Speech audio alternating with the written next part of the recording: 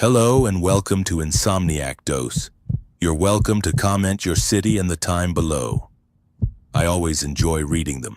If you find these stories interesting, please consider subscribing. Let's start tonight's story. I want to make it clear from the beginning that I'm not someone who believes in the supernatural. I worked in data analysis for 6 years. Spreadsheets, algorithms, quantifiable results. The world made sense because it followed patterns you could predict, measure, and control.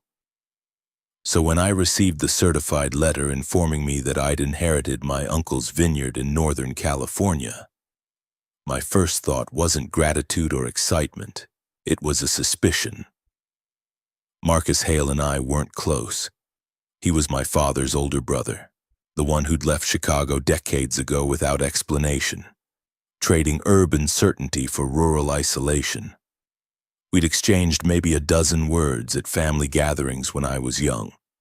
He smelled like earth and fermentation, spoke in fragments, and always seemed to be listening to something the rest of us couldn't hear.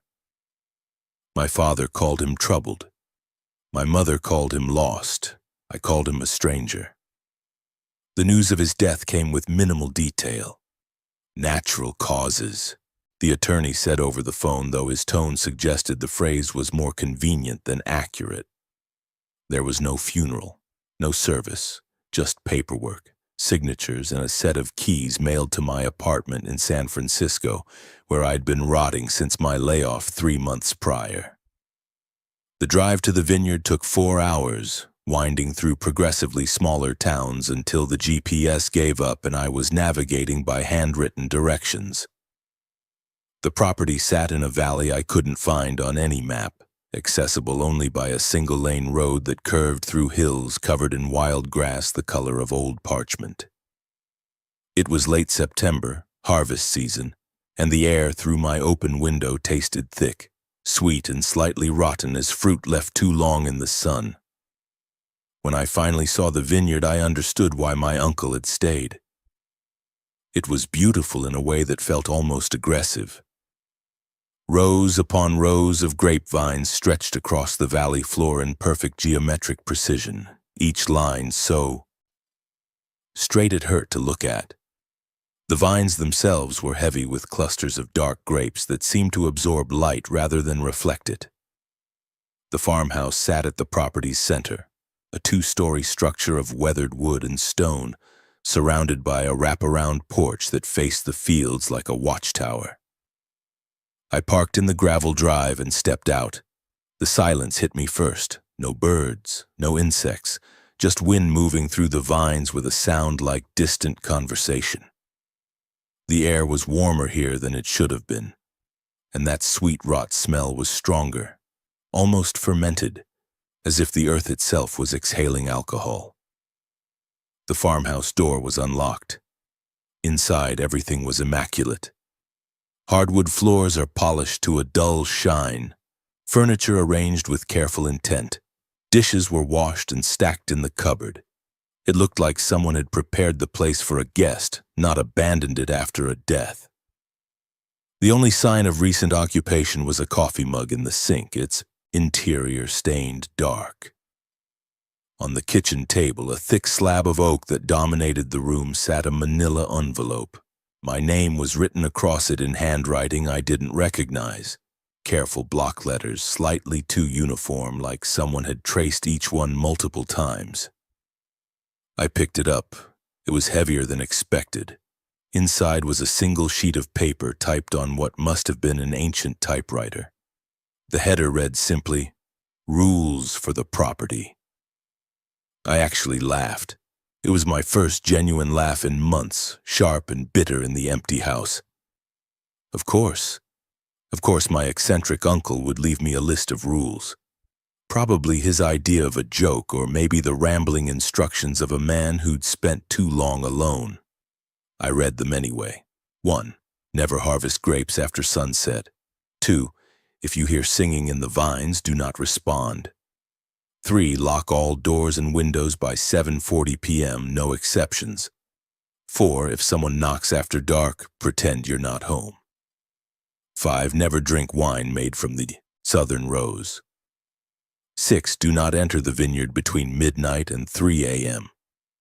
7. If the vines grow closer to the house, do not acknowledge it. 8. Keep a light on in the kitchen at all times. 9. Do not answer questions from voices you recognize but cannot see. 10. If you find grapes on the porch, burn them immediately. I set the paper down, still smiling, though the expression felt wrong on my face. The rules were oddly specific, not the kind of vague superstitions you'd expect from rural folklore. They had the quality of instructions refined through trial and error, like safety protocols written after accidents had already happened. But they were still ridiculous. I was a grown man inheriting a functional vineyard, not a character in some campfire story. Marcus had probably gotten paranoid in his old age, alone with nothing but his vines and his thoughts. I folded the rules and slipped them into my jacket pocket, more amused than concerned. The rest of the day passed in practical assessment. I walked the property boundaries, examined the vine health, checked the equipment in the barn, a collection of tools so well maintained they looked unused. Everything was in order.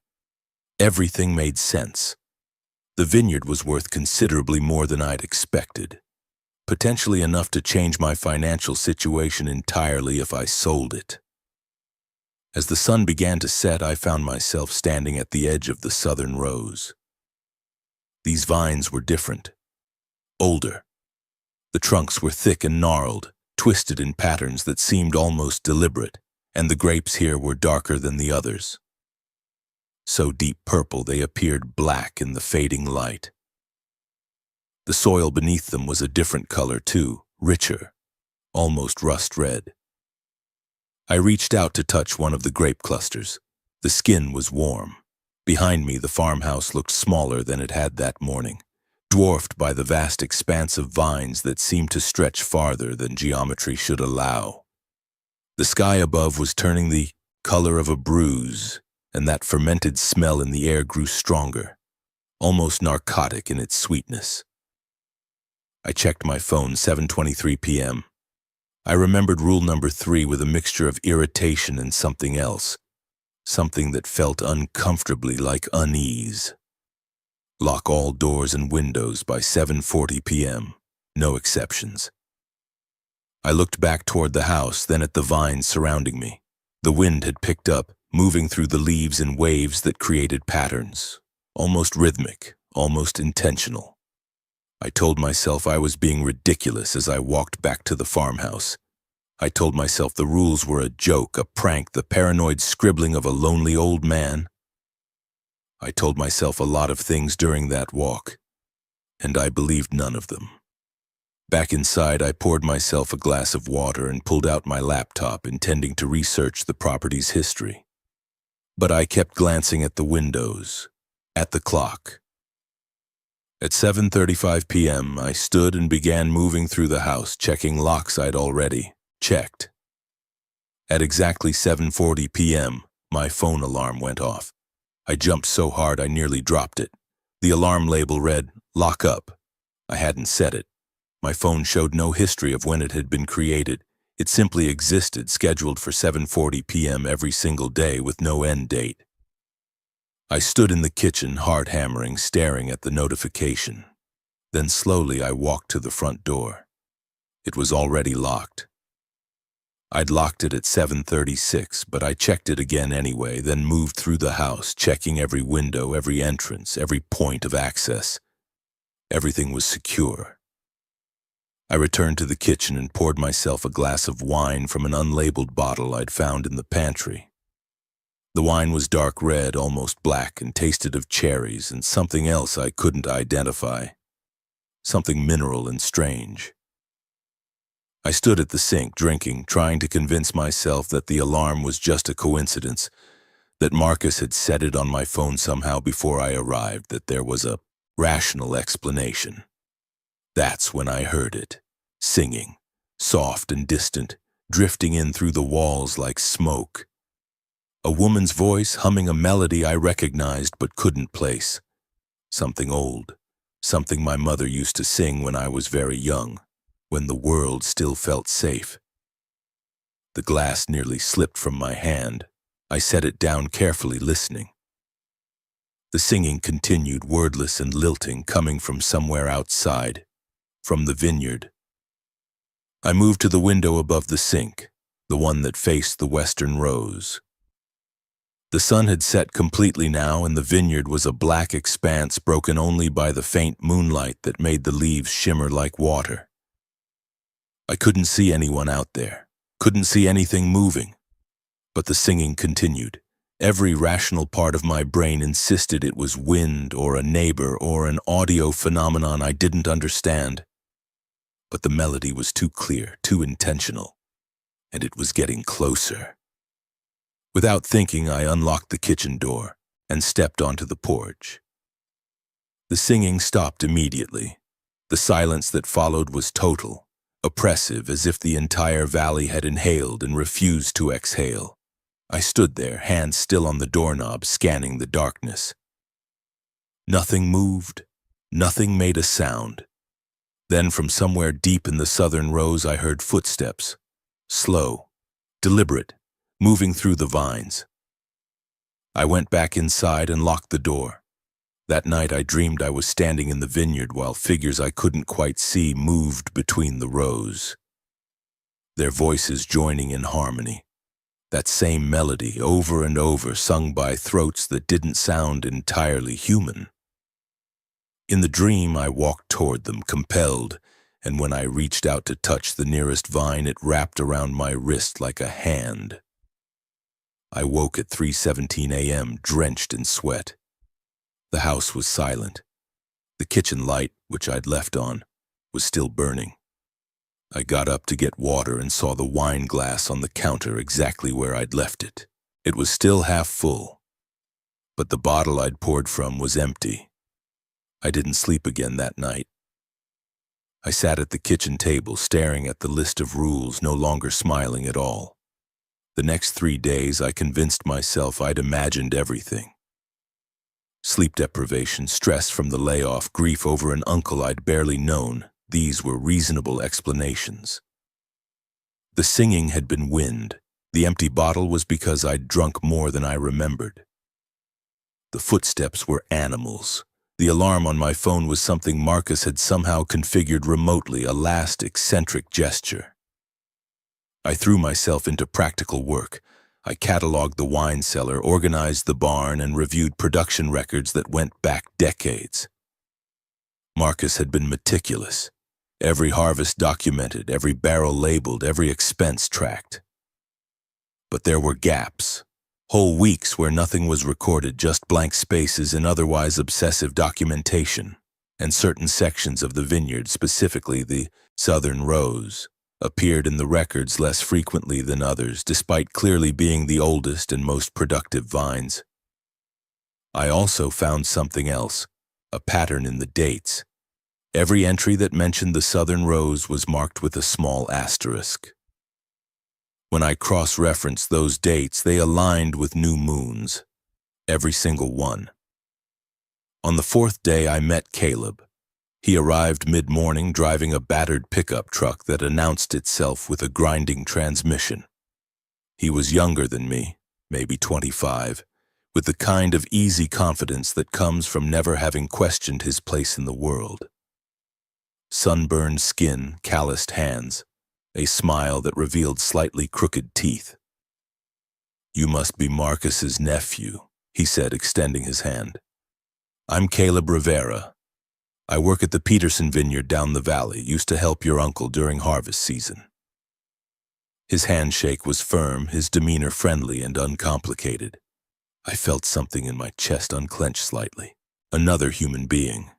Someone normal. "Ethan," I said, "I didn't realize my uncle hired help. Only sometimes. He was particular about who came onto the property."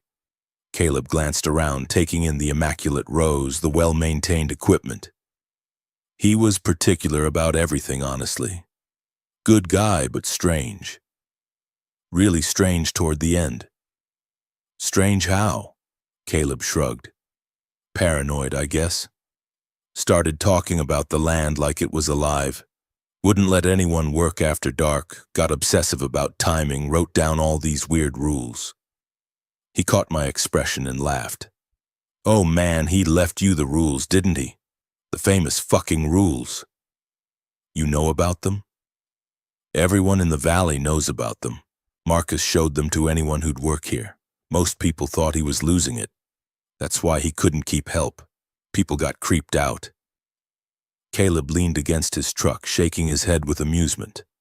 Look, I liked Marcus. He paid well and treated me decently, but between you and me, I think he spent too much time alone. Started seeing patterns that weren't there, you know? Making up stories to explain normal shit. I should have felt relieved. Here was someone confirming my rational interpretation, that the rules were the product of isolation and deteriorating mental health. But instead, I felt defensive. Did you ever experience anything strange here? I asked. Like what? Singing, footsteps, things that didn't add up. Caleb's smile faded slightly. You hear singing? Maybe. I'm not sure what I heard. He was quiet for a moment, then shook his head. Wind plays tricks out here. Valley acoustics bounce sound around weirdly. Plus, you've got the Peterson place down south, the Rodriguez farm to the east. Voices carry farther than you'd think. His easy smile returned. Don't let Marcus's paranoia get in your head, man. This is a normal vineyard, just grapes and dirt and work. I wanted to believe him. God, I wanted to believe him. We spent the afternoon walking the property. Caleb knew the vines intimately, could identify issues by touch, and assess the harvest timeline with practiced expertise. He was good at his job, and his presence made the vineyard feel ordinary again. Just a business, just agriculture, nothing more complicated than weather and soil pH.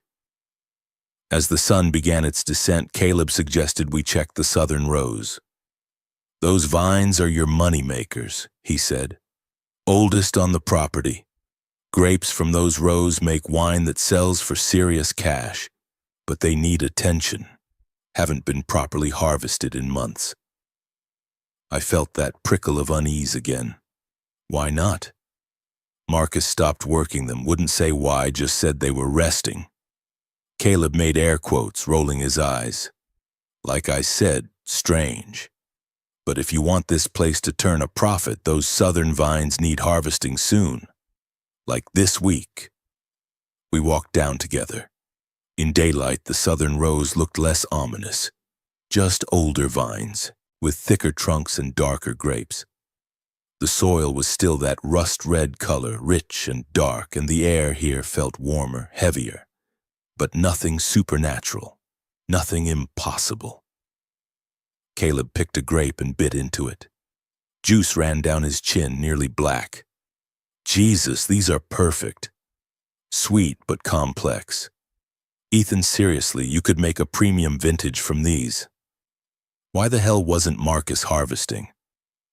I thought about the rule. Never drink wine made from the southern rows. He had his reasons, I said.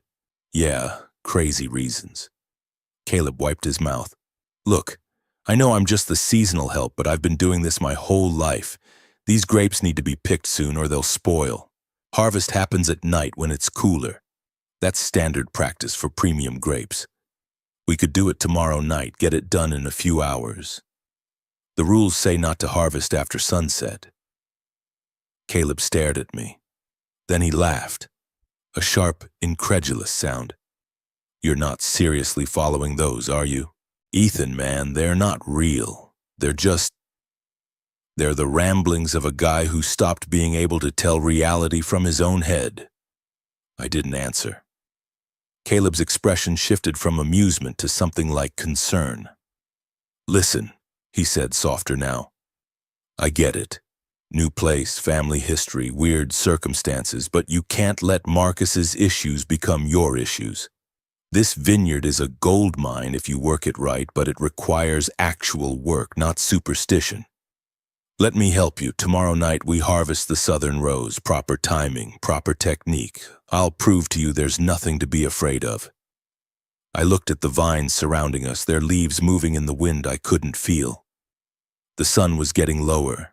I checked my phone, 6:47 p.m. I'll think about it, I said.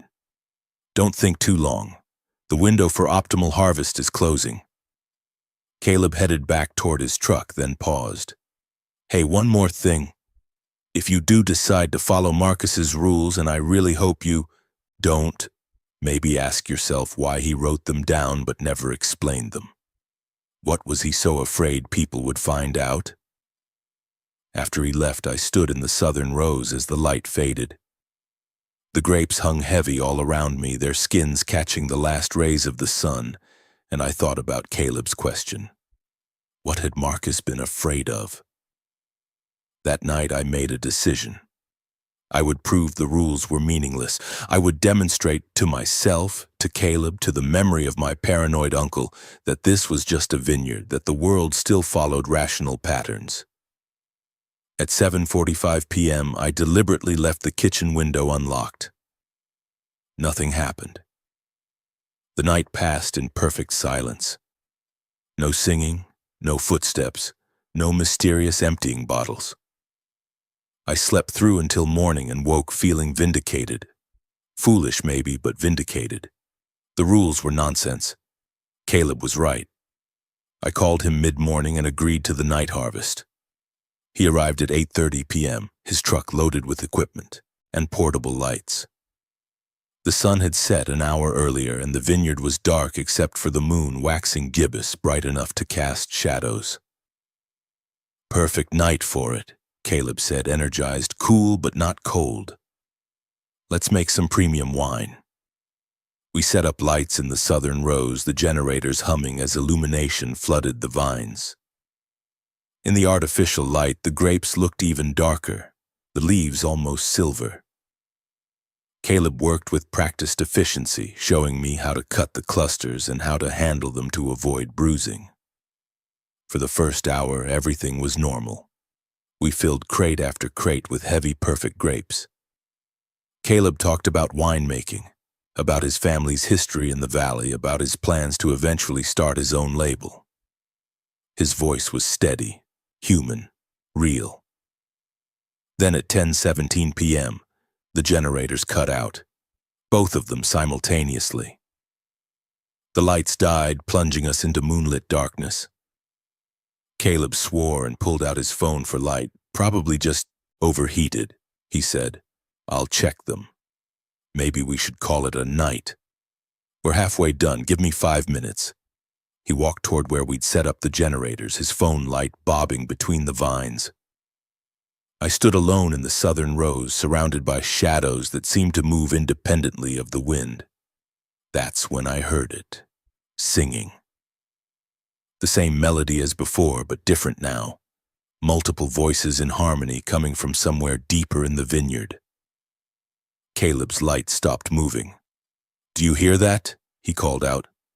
Don't respond to it, I said, my voice sharper than intended. Just come back. It sounds like... He trailed off. His light started moving again, but away from me, toward the singing. Caleb, wait! I ran after him, stumbling through the dark rose, phone light swinging wildly. The singing grew louder, beautiful and terrible, words I almost understood in a language I'd never learned. I caught up to Caleb at the edge of the oldest section, where the vines grew so thick they formed almost a wall. He was standing completely still, phone raised, staring into the darkness between the vines. There's someone in there, he whispered. Someone singing. We need to go, now. But they sound like... Ethan, I think it's my sister. Your sister? Maria. She died when we were kids, but that's her voice. I know my sister's voice. He took a step forward. I grabbed his arm. It's not her. It can't be her. We're leaving. Let go of me! He yanked free, anger flashing across his face. You don't understand. I need to find her. I need to... The singing stopped. In the silence that followed, we heard movement in the vines. Not footsteps. Something else. something that sounded like breathing, multiple sources all around us. "Caleb," I said quietly, "walk back to the truck with me, slowly. Don't run." For a moment I thought he'd argue. Then he nodded, face pale in the phone light. We backed away from the vine wall, not turning around, watching the darkness for movement. We were 10 feet away when Caleb stopped. "I dropped my clippers," he said. "Expensive ones. I need to go back." "Leave them. Ethan, they're right there. I can—" He turned and ran back before I could stop him. I watched his light bounce as he reached the spot where we'd been standing, watched him bend down, watched him straighten up with the clippers in his hand. Then the singing started again. But this time, it was coming from Caleb. His mouth was closed. His face was confused, frightened. But the melody was pouring out of him somehow, that same eerie harmony, as if his body had become a speaker for something else's voice. He tried to scream, but only singing came out. Then he ran, not toward me, but into the vines, into that wall of twisted trunks and shadow. His phone light disappeared almost immediately, swallowed by the dark. The singing faded with him, growing distant, then silent. I stood there for maybe 30 seconds, maybe 5 minutes. Time felt wrong, elastic.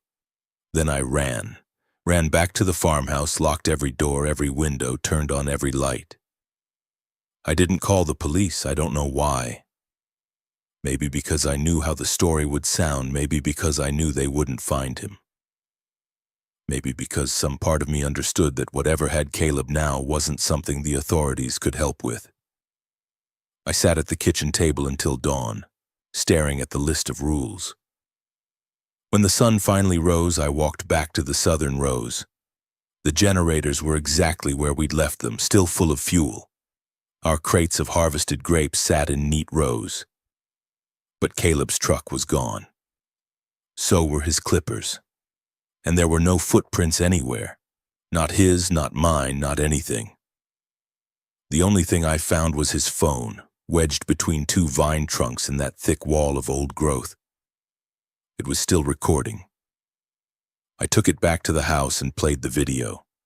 Most of it was just darkness and confused audio, Caleb's breathing, my voice, shouting his name. Then the singing started. The phone's microphone distorted it slightly, making the melody sound wrong, corrupted. Then Caleb's voice joined in, but overlapped with itself like multiple recordings playing at once, each slightly out of sync. And underneath it all, a sound like soil shifting, like roots moving through earth. The video ended with a single frame that the camera caught before the recording stopped. Faces in the vines, dozens of them, formed from leaves and shadow and something else, something that looked almost like human features but stretched and wrong. All of them are singing. I deleted the video. I deleted it again from the trash. Then I took Caleb's phone outside and smashed it with a rock until it was plastic fragments and silicon dust.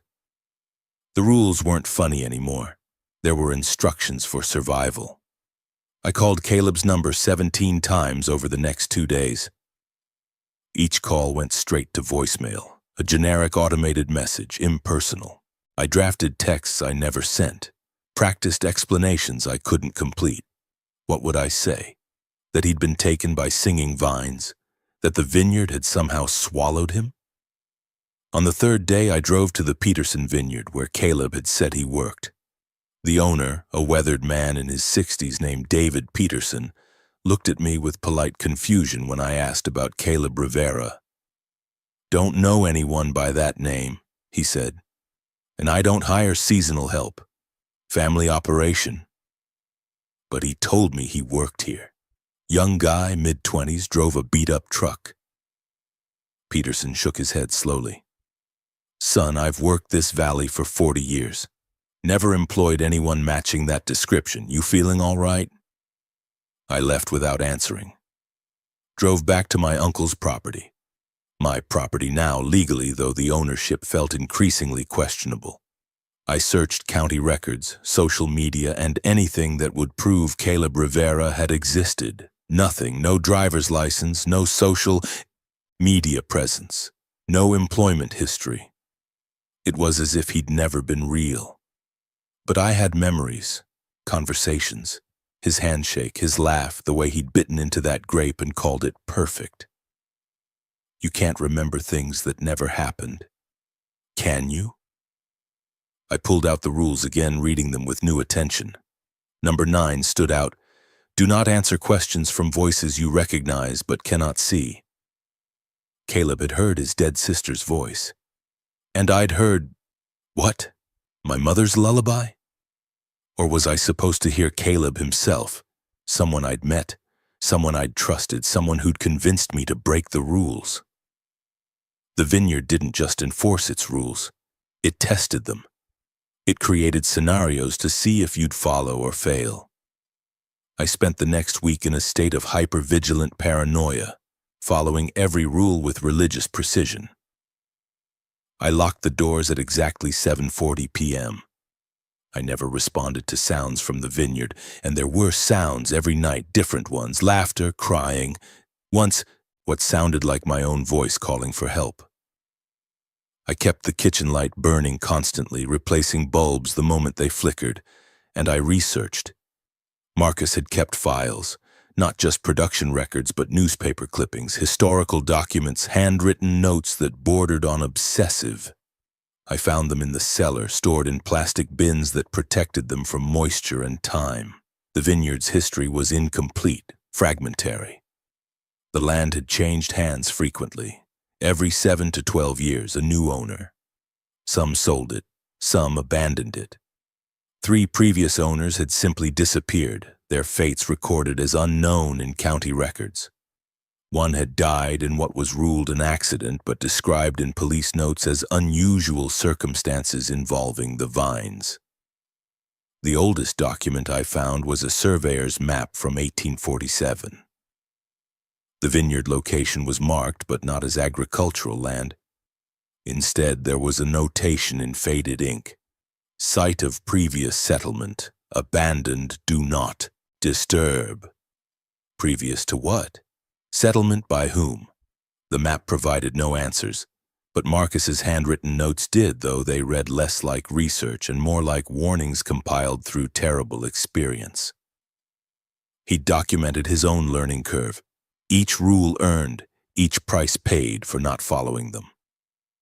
One entry, dated 6 years ago, described hearing his dead wife's voice in the vines. He'd answered it, called out to her. The next paragraph was a single sentence. The vines were 3 feet closer to the house the next morning. Another entry, dated 3 years ago, mentioned forgetting to lock up before 7:40 p.m. Something had tried the door handles all night. By morning, the wood around the locks was scratched, the marks looking less like tools and more like fingernails, if fingernails could be made of wood. The most recent entries were sparse, shaky handwriting suggesting Marcus's health was declining. But one note, dated just 2 weeks before his death, was written in careful block letters, the same style as the rules themselves. The land doesn't want to hurt us, it wants to keep us. There's a difference, though I'm no longer sure it matters. The vines remember everyone who's touched them. They keep that memory, use it, offer it back. I can hear myself singing now from 7 different years. Soon I'll be part of the chorus. Maybe that's not the worst fate. At least I won't be alone. I set the journal down, hands trembling. Marcus hadn't died of natural causes. He'd been absorbed, integrated. The Vineyard had collected him the way it collected everything else. And I was next. That night, the 8th night since Caleb's disappearance that maybe never happened, I heard knocking. 3 sharp raps on the front door at 8:47 p.m. I was in the living room reading more of Marcus's notes by lamplight. The knock was loud, confident, unmistakably real.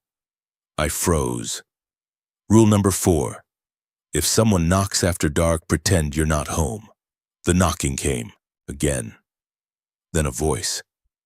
Ethan, it's me, man, let me in. Caleb's voice, exactly as I remembered it, easy, friendly, alive.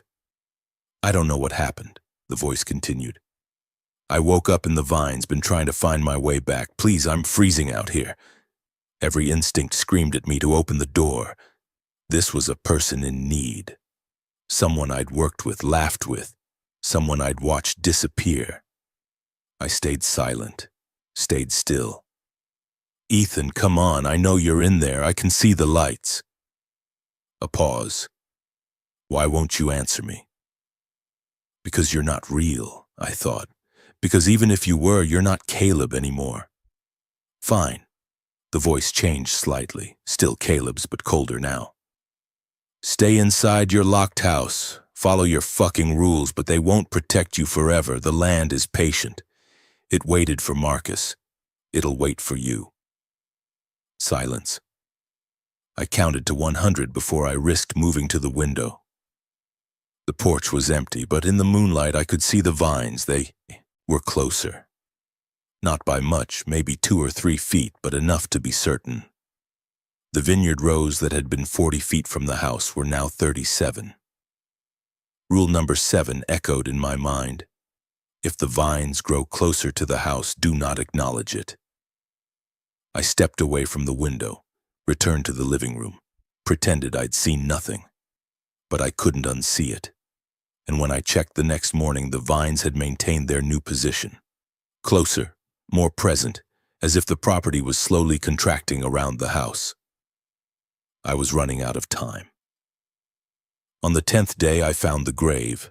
I was walking the northern section, the area farthest from the southern rows where the vines were younger and less oppressive, when I noticed a disturbance in the soil. Not recent, but not ancient either. A rectangular depression about 6 feet long, slightly sunken. There was no marker, no indication of what or who it was. But the vines around it grew differently, bending away from the depression as if avoiding it. I got a shovel from the barn. I don't know why. Maybe I needed to confirm something. Maybe I needed to understand what I was really dealing with. Maybe I'd just crossed some threshold where normal caution no longer applied. I dug for 40 minutes before hitting something solid, not a coffin.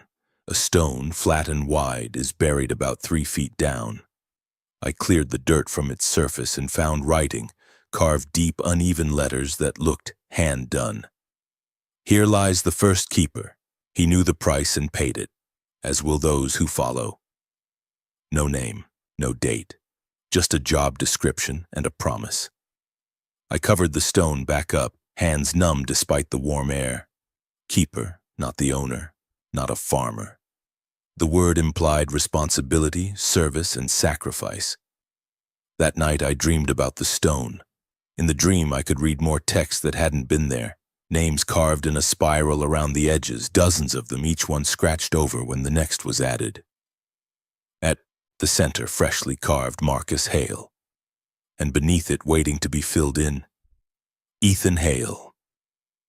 I woke screaming into my pillow, lights burning around me, the kitchen visible through the open bedroom door. On the table, I could see the rules exactly where I'd left them, except there were more of them now. I got up, walked to the kitchen in my boxers and t-shirt, feet cold on the hardwood.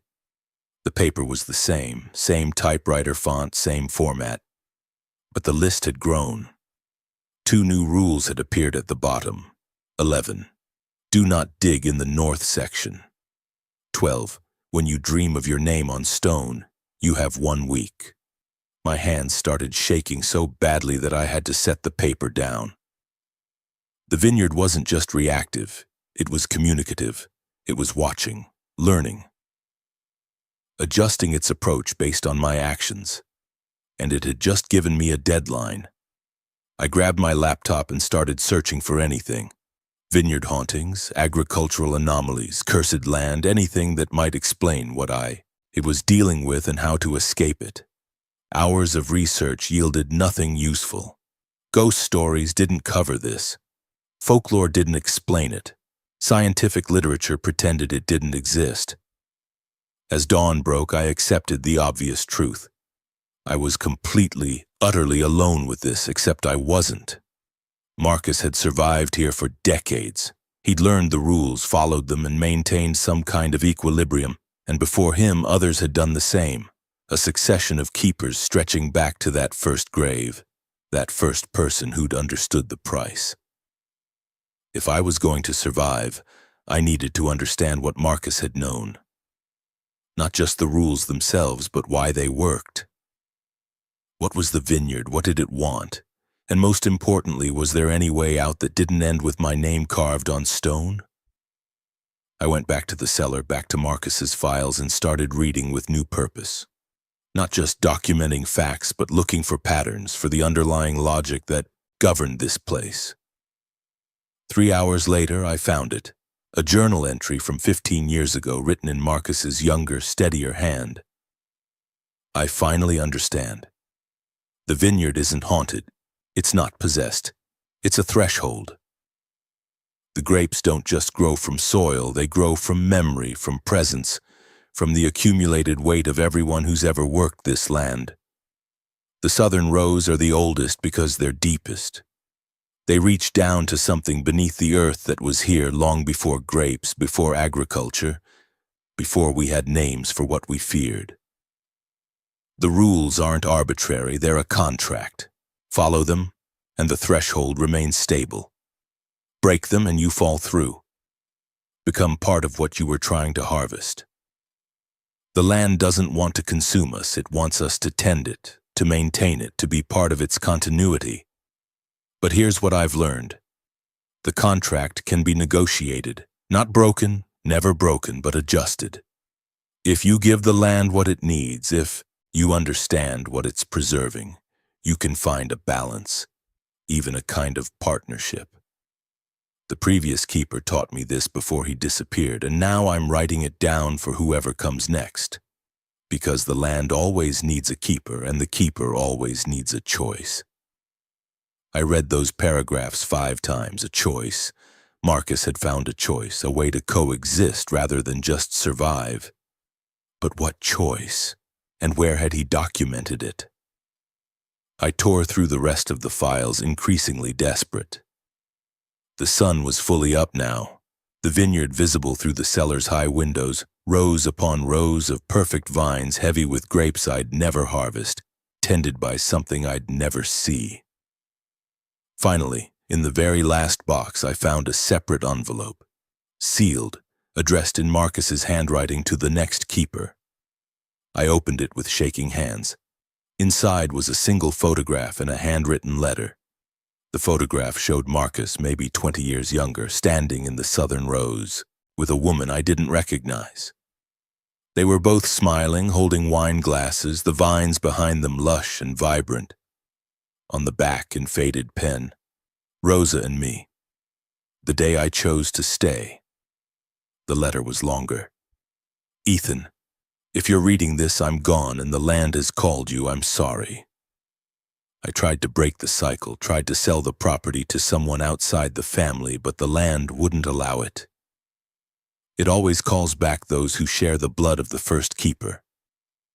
We're bound to it generation to generation, but binding isn't the same as imprisonment. I spent 35 years here and most of them were good. The land is demanding, but it's also generous if you understand it. The southern rows produce wine that people would kill for. The soil yields abundantly. The place sustains you if you sustain it. The choice is simple, fight it, and you'll lose yourself slowly, painfully, until there's nothing left but another voice in the vines, or accept it, become the keeper, learn its rhythms, treat it as a partnership rather than a prison. If you choose to stay, find Rosa. She lives at the valley's edge, in the old Alvarez house. She was the previous keeper's daughter, and she knows more than I ever did. She can teach you what I couldn't write down, how to listen to the land, how to give it what it needs, how to maintain the threshold without losing yourself. If you choose to run, well, you can try. Others have. None made it far. The land's reach is longer than you think, and the calling is stronger than any distance you can travel. I chose to stay. Despite everything, I don't regret it. The land gave me purpose, solitude when I needed it, connection to something older and stranger than I could have imagined. But it's your choice now. Choose wisely. Choose quickly. The land is patient, but not infinitely so. Marcus. I sat on the cellar floor, letter in hand, as the full weight of my situation settled over me like earth over a coffin. This wasn't just a haunted vineyard. It was a legacy, an inheritance more binding than property, more demanding than blood. The land had chosen me before I'd ever arrived, had orchestrated everything, the layoff, the isolation, the perfect timing, to bring me here when it needed a new keeper. And I had 1 week to decide whether to accept that role or join the chorus of voices in the vines. I folded the letter carefully and climbed back upstairs. Through the kitchen window I could see the southern rows, dark and heavy with grapes that would never be harvested, not by me. Not following the old rules. But maybe there were new rules to learn. Maybe there was a way to be a keeper without being consumed. I pulled out my phone and searched for the Alvarez house. Found an address, found a name, Rosa Alvarez, age 73, listed as residing at the valley's eastern edge. It was 9:47 a.m. I had 6 days left. I got in my car and drove to meet the only person who might understand what I was becoming. The Alvarez house sat at the end of a dirt road that wound through scrub oak and dry grass the color of bone. It was smaller than Marcus's farmhouse, a single-story adobe structure with a tile roof and a covered porch that faced west, toward the valley and the vineyard hidden beyond the hills. I parked next to a decades-old pickup truck held together more by rust than steel and sat for a moment, trying to organize my thoughts into something coherent. What was I going to say? That I'd inherited a supernatural vineyard? That I had 6 days before I turned into fertilizer? Before I could decide, the front door opened. A woman emerged, slight, weathered by sun and time, with silver hair pulled back in a braid and eyes that assessed me with unsettling precision. "You're Marcus's nephew," she said. Not a question. "Ethan Hale. Rosa Alvarez." She didn't move from the porch. "You should have come sooner. I only found Marcus's letter yesterday. I don't mean the letter, I mean the first night. When you heard the singing, you should have known you needed help." She studied me like I was a specimen under glass. "But you're like your uncle. Stubborn. Trying to understand everything with logic and research instead of accepting that some things just are." I got out of the car, legs stiff. "How did you know about the singing?" "Because that's always how it starts. The land tests you gently first. See if you'll listen. Sees if you're too proud to ask for guidance." She turned and walked back into the house, leaving the door open. "Come inside. We have much to discuss and not enough time." The interior was cool and dark, thick walls keeping out the heat. The furniture was simple but well made, and the floors were clean tile. Every surface held plants, succulents, herbs, flowers I couldn't name, all thriving in the low light. The air smelled of sage and something else, something green and ancient. Rosa moved to the kitchen and began making tea without asking if I wanted any. I sat at her small table, feeling like a child called to the principal's office. "Marcus wrote that you were the previous keeper's daughter," I said. "My father, yes, Miguel Alvarez. He tended the land for 42 years before it took him." She poured water over tea leaves, her movements precise and practiced. "I was raised on that property. Learned the rules before I learned to read. Understood the land's nature before I understood my own." "But you left." "When my father died, I was the logical successor. Family blood, years of experience. But the land didn't call me." She brought 2 cups to the table and sat across from me. "It calls who it needs, not who expects to serve. It was called Marcus instead, a man from Chicago who'd never farmed a day in his life. Do you know why?"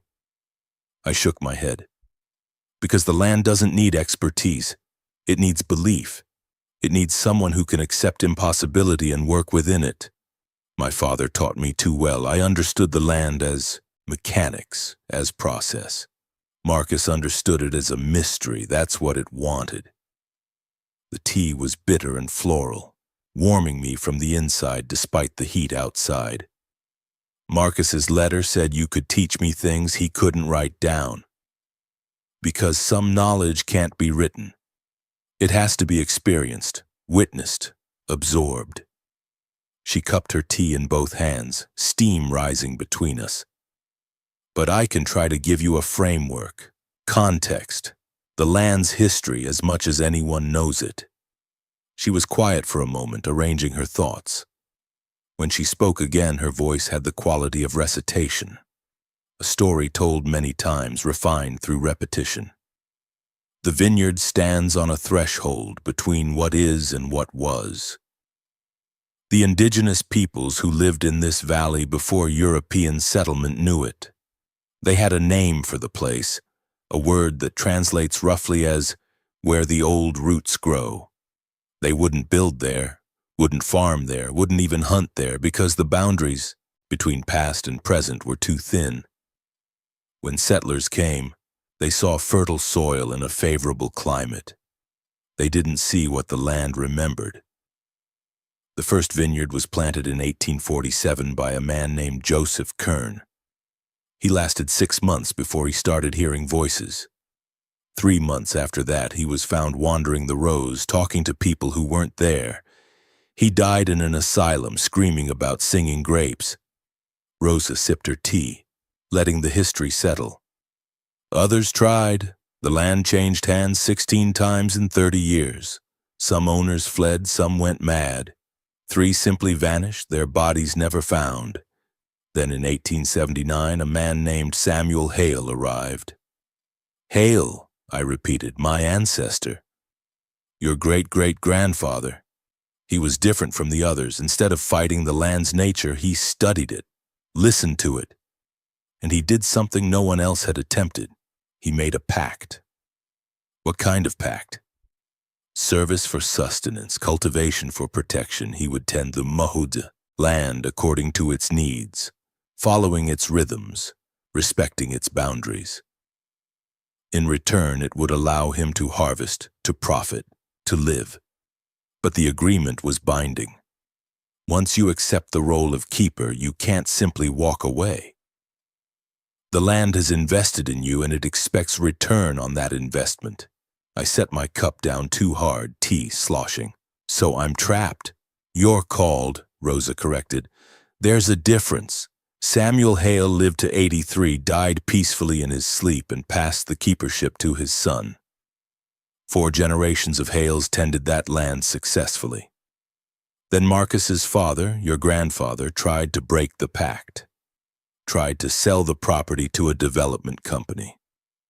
What happened? The sale fell through, then fell through again and again. Every potential buyer either changed their mind or experienced some tragedy that prevented purchase. Your grandfather became convinced the land was cursed. He abandoned it, moved his family back east, swore he'd never return. The vineyard sat empty for 7 years. But it was called Marcus eventually. When your grandfather died, yes. The land waited until the previous keeper was gone, then called the next blood relative willing to answer. Marcus fought it at first, tried to refuse the inheritance, tried to hire managers instead of working the land himself. But the calling is stronger than refusal. He came, and he stayed.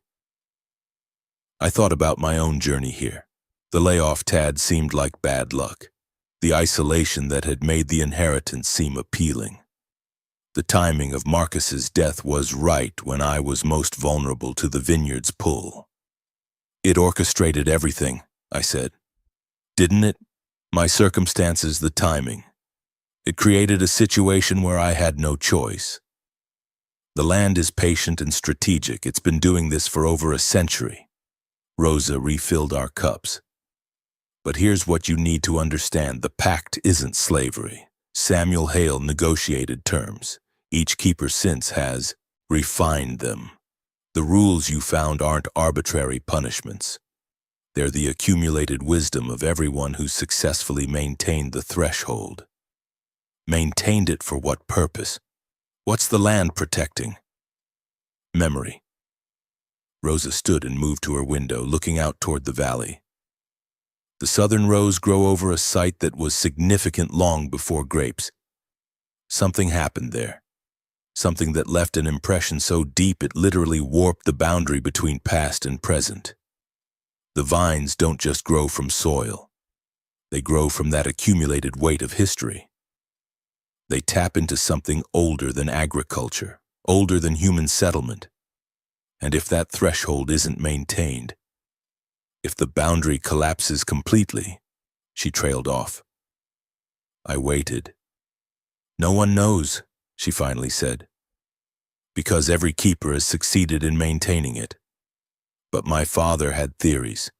He believed that what's beneath the southern rows isn't sleeping, it's trapped. Held in stasis by the vineyard, itself by the continuous act of cultivation and care. Stop tending it and the trap weakens. The past starts bleeding through more strongly.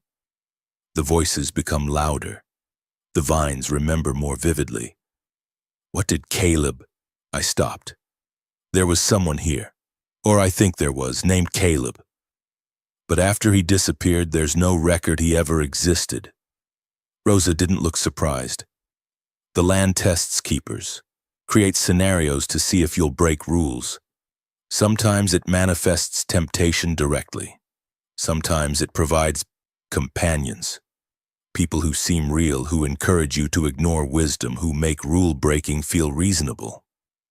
He wasn't real? Any of it. He was real in the moment.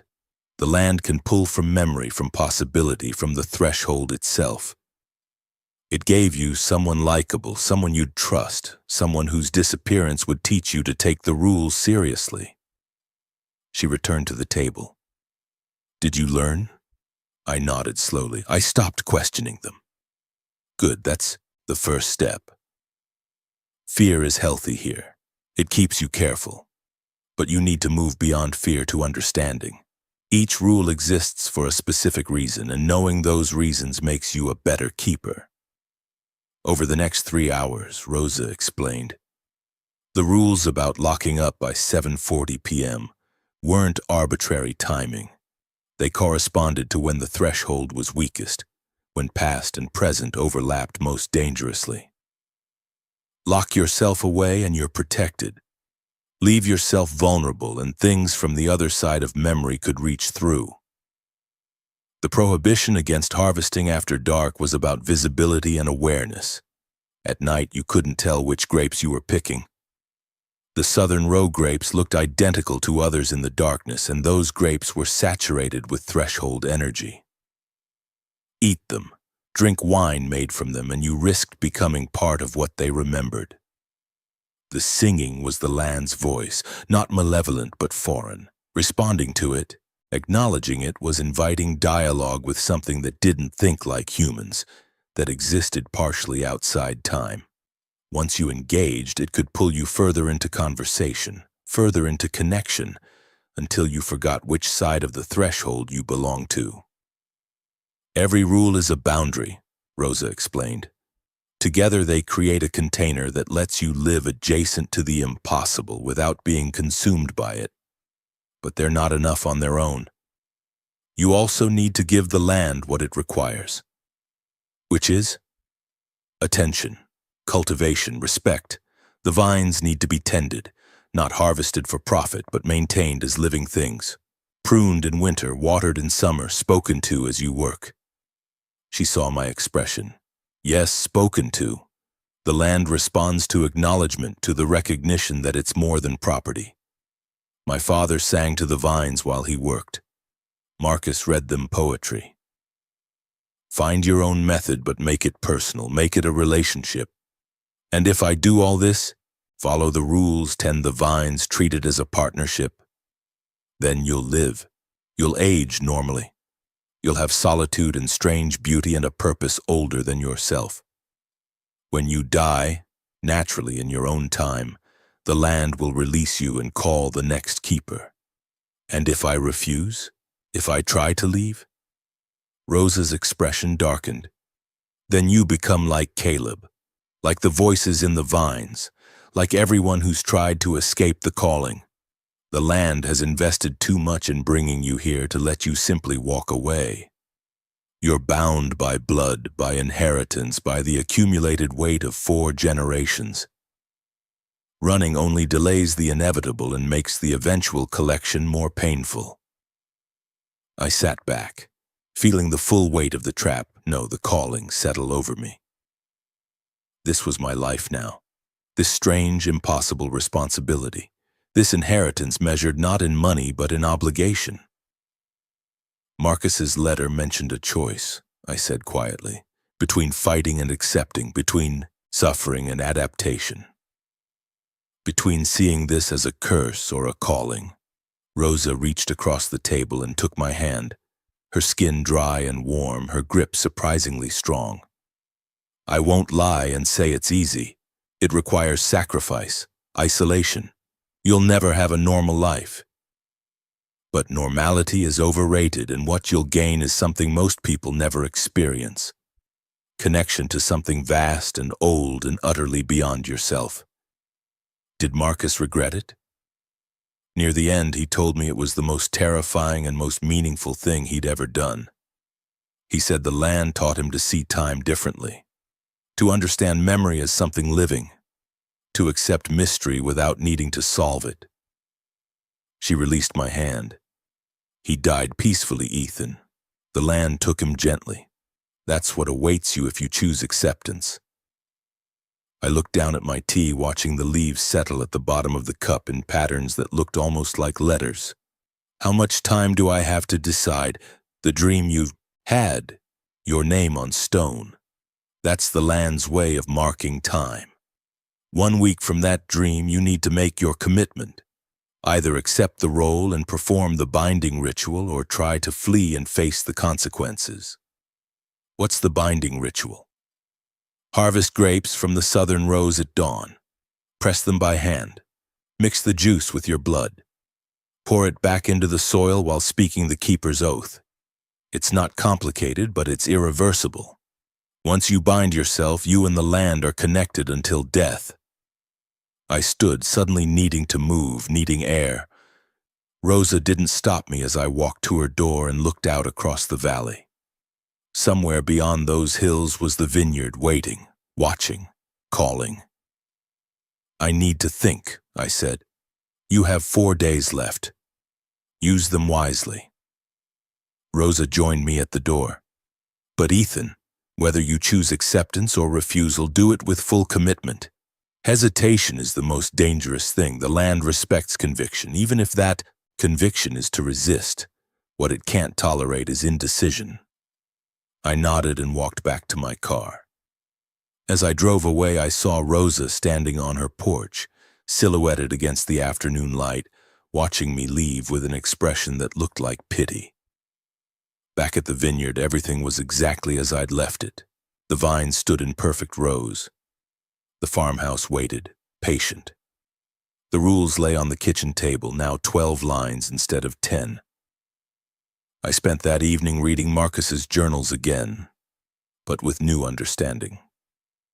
His words were no longer the ramblings of a paranoid man. They were the documentation of someone learning to live with the impossible, recording the process for whoever came next.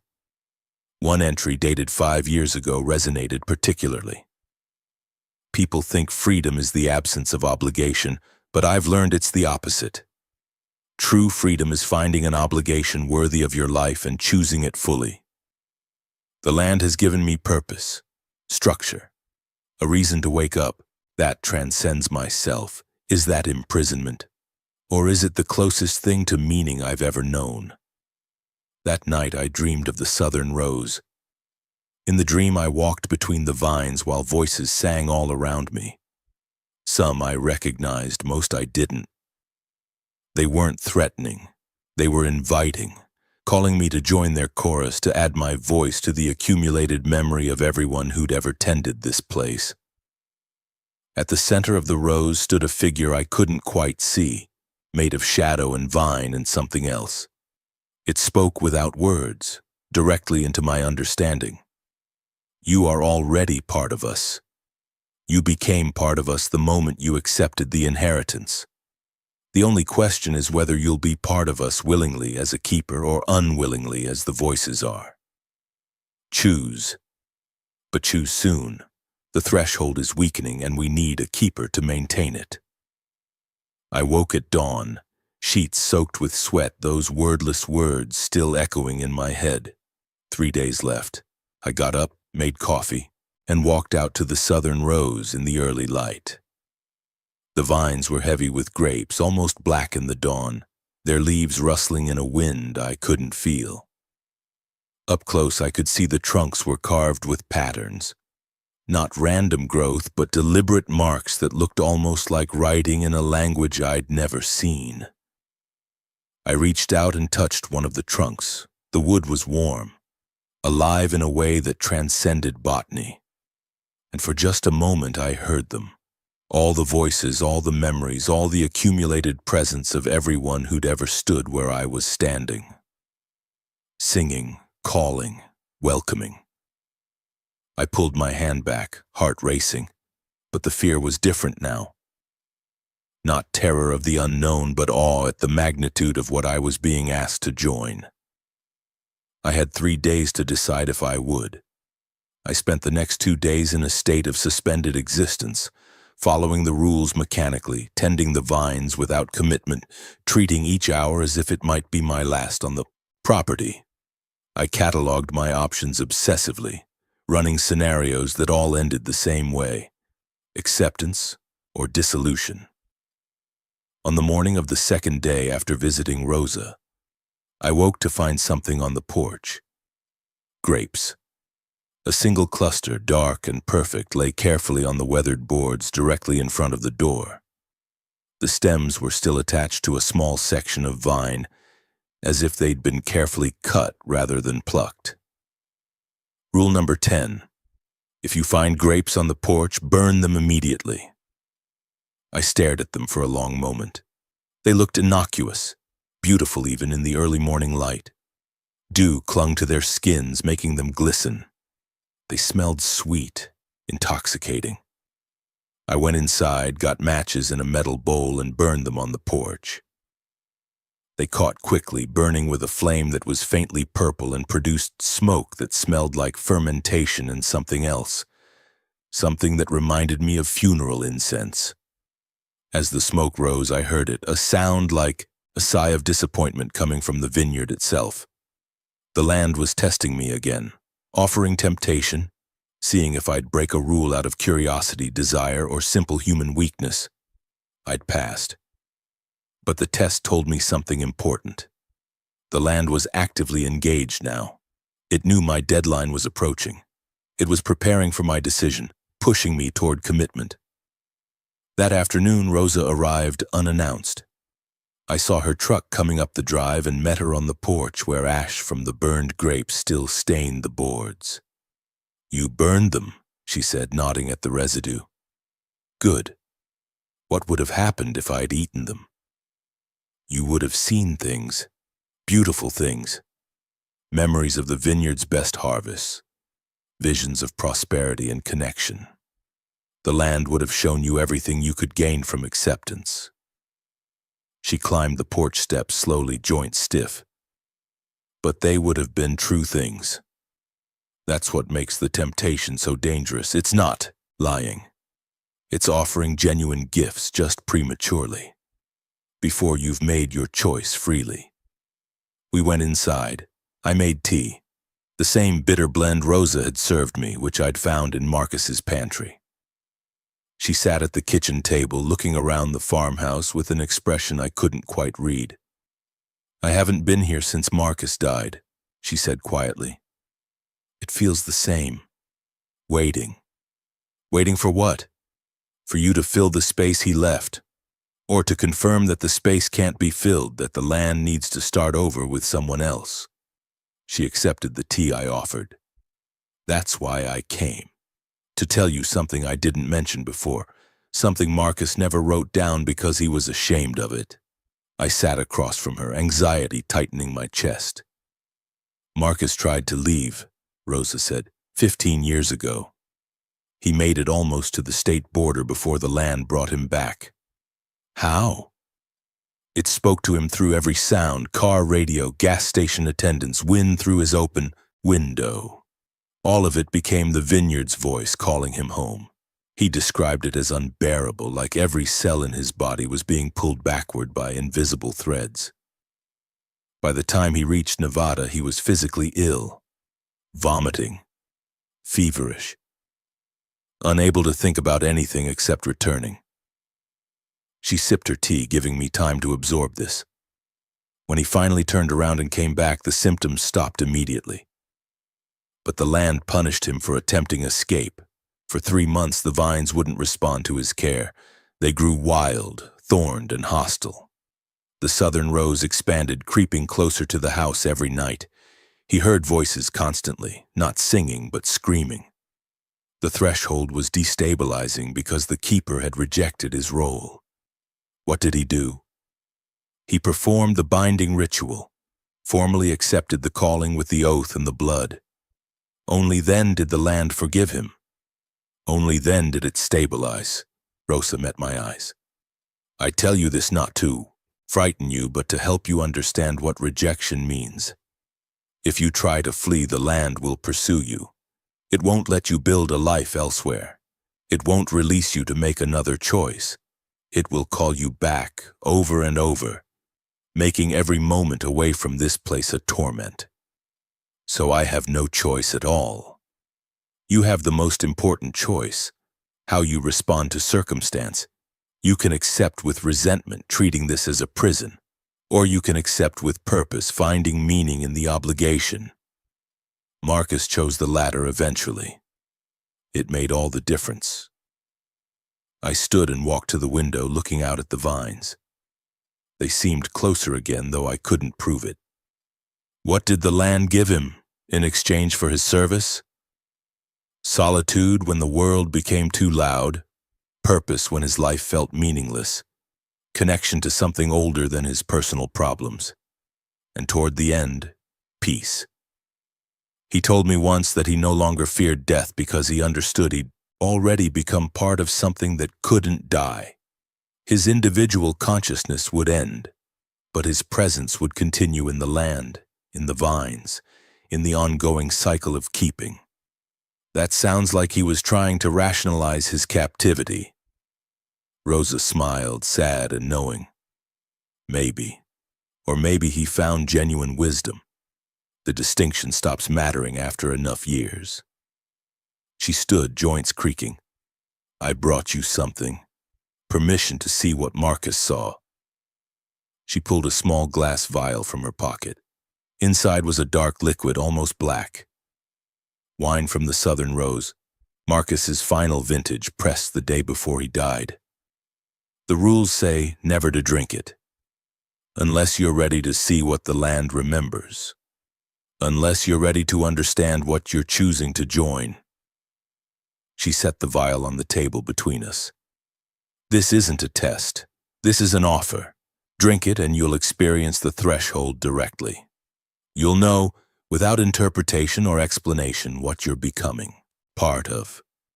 Then you can make your choice with full knowledge. I stared at the vial.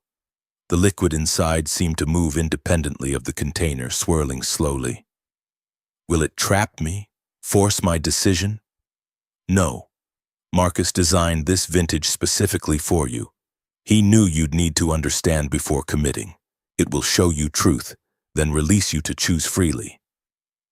But Ethan, her expression turned grave, you can't unknow what it will show you. Once you drink it, you'll carry that knowledge forever, regardless of what you choose to do with it. She left the vial on the table and walked to the door. You have 2 days left. Use them to see clearly. And whatever you decide, decide with your whole heart. The land respects conviction above all else. After she left, I sat at the table for hours, watching the vial as afternoon light moved across it, making the liquid inside seem to glow. Every rational instinct told me not to drink it, but rationality had failed me since arriving here. Logic couldn't explain singing vines, impossible visitors, or rules that worked despite making no sense. Maybe it was time to stop trying to understand intellectually and start understanding directly. At sunset, I opened the vial. The wine smelled like earth after rain, like fermentation and memory and time itself. I hesitated, the glass rim touching my lips. Then I drank. The world inverted. I was no longer in the farmhouse, but standing in the southern rows at a moment that was both now and centuries ago.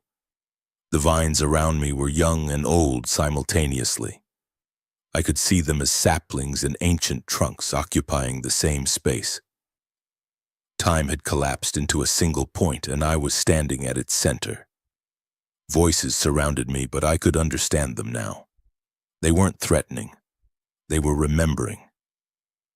I saw the indigenous peoples who'd first marked this place as sacred, who'd recognized the threshold and chosen to honor it from a distance. I felt their reverence, their careful avoidance, their understanding that some places belong to the earth's memory rather than human use. I saw Joseph Kern, the first farmer who'd planted vines, ignorant of what he was disturbing. Watched him slowly unravel as the land pushed back against his intrusion, sending him memories he couldn't contextualize, voices he couldn't ignore. I saw Samuel Hale arrive, saw him discover the threshold and make a different choice, not to conquer or flee, but to serve. I felt his decision like it was my own, the conscious surrender to something larger, the transformation of fear into duty. Then I saw the others. Generation after generation of keepers, each finding their own relationship with the land. Some struggled, some thrived, but all of them eventually found a kind of peace in the role. Not because the land forced them to feel it, but because humans need purpose.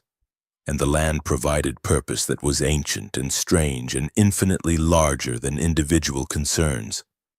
I saw Marcus. Saw his arrival, his resistance, his attempted escape, his eventual acceptance. Watched him age across 35 years, watched him develop a genuine love for this place that had trapped him. In his final days, he wasn't afraid.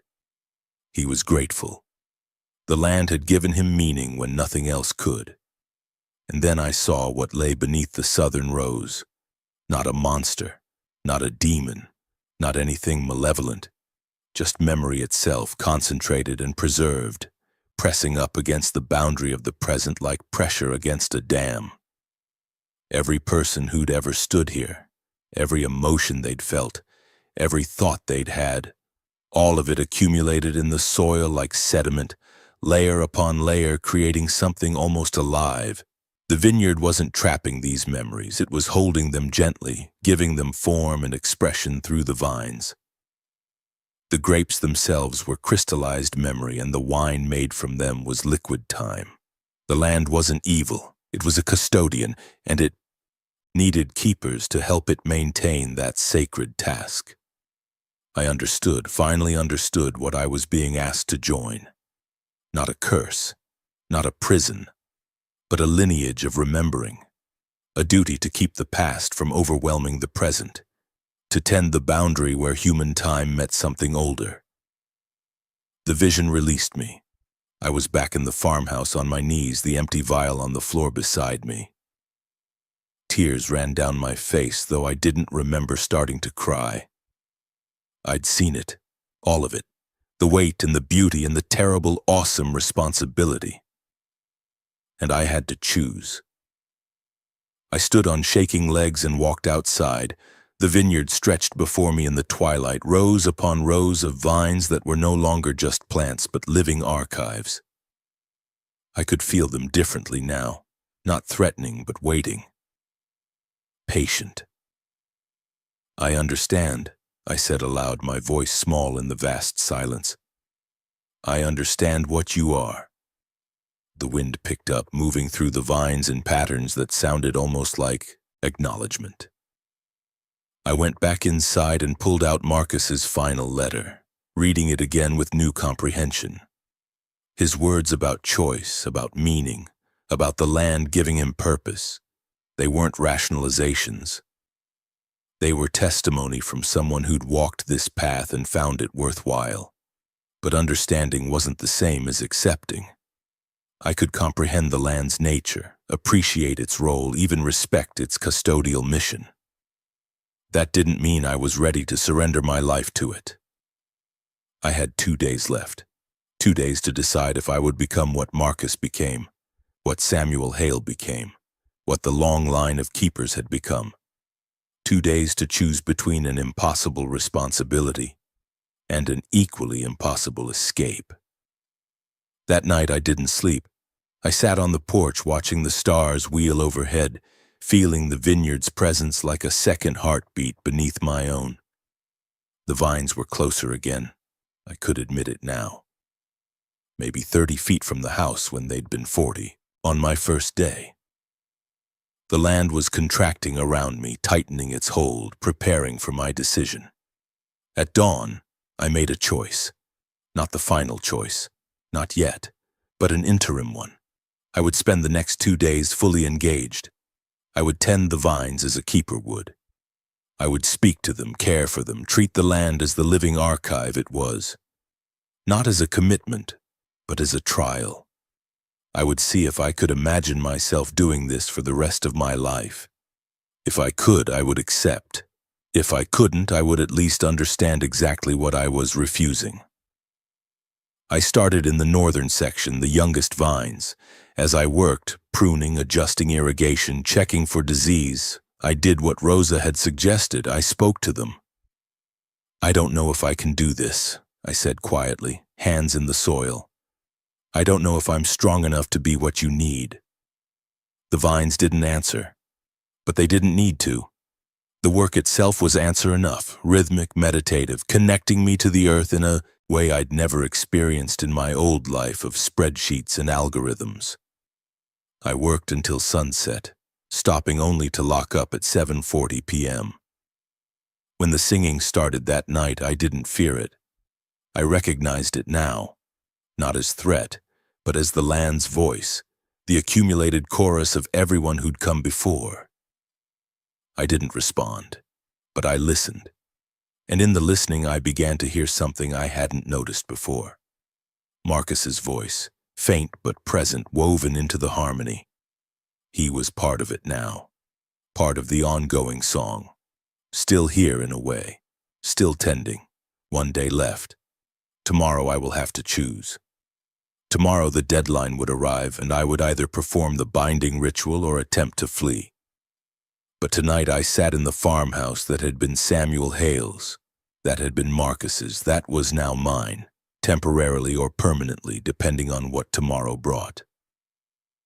And for the first time since arriving, I felt something other than fear or confusion.